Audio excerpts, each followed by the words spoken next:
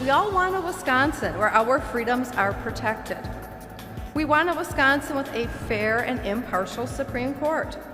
Justice Janet Protasiewicz publicly sworn in during a ceremony at the Capitol this past week, the move flipping the balance of the court from a conservative majority to liberal.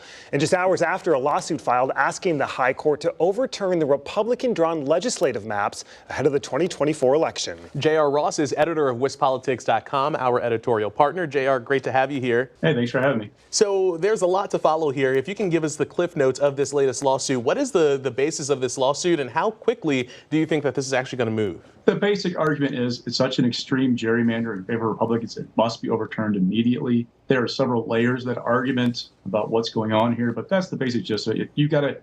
This is unfair. This is a map that was drawn to keep Republicans in power for years and years and years. This violates the Constitution. Now, the question about how quickly it can go, there are a number of layers to that. First off, this is a petition to the Supreme Court for original action. The court does not have to take the case. We assume the court will because it got so much attention. The campaign for court this spring with Protasiewicz saying she thought the maps were rigged.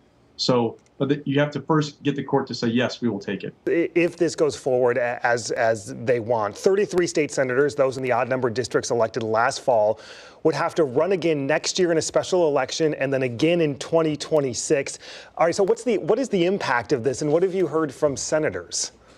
Well, it's interesting. It would solve one of the bigger issues for Democrats about retaking the state Senate if a new map were in place. Let's play the long game here. If you're a Democrat, you want to flip the state Senate, a new map would be a big deal to do it. But the environment has to help you flip those seats. If you had, let's just say, for example, Joe Biden in the White House again, second-term presidents don't do well in that midterm election.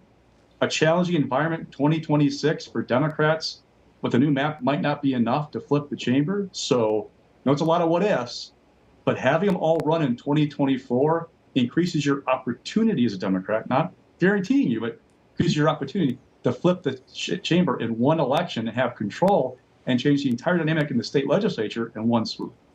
You mentioned Justice Protasiewicz hearing this case. Speaker Voss has said he expects her to recuse herself from hearing this case. She called the maps rigged, as we know, on the campaign trail. And just last week here in Upfront, Justice Hagedorn wouldn't comment on that, speaking with Matt. How big of an issue do you think this is going to be? Remember, there is no recusal rule in Wisconsin other than basically a judge or justice has to decide for him or herself if they can hear a case. Conservatives rejected past recusal rules that liberals had proposed. So that is a standard. It is basically up to the judge.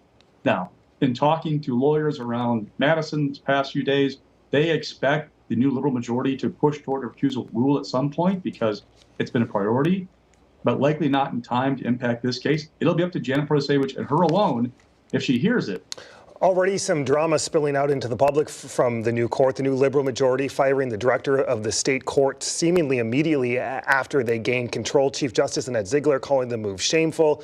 Senate Majority Leader LeMahieu issuing a statement Friday. JR, what's going on here?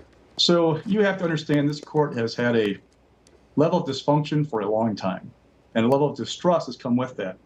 This distrust has built up. It goes back to Shirley Abramson when she was Chief Justice. Personality conflicts. I mean, we could talk for hours about the Supreme Court and what it's been like over the years. But the bottom line is Koshnick is a member of the wrong team. He is a conservative. He challenged Shirley Abramson for Supreme Court 2009. He was hired by the conservative majority to be the director of state courts. There is a new sheriff in town.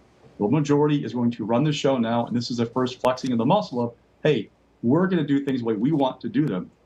A fascinating few months ahead. We know you'll be watching it all. J.R. Ross, editor of WisPolitics.com. JR, like always, thank you. Anytime. Up next, a state fair of mind.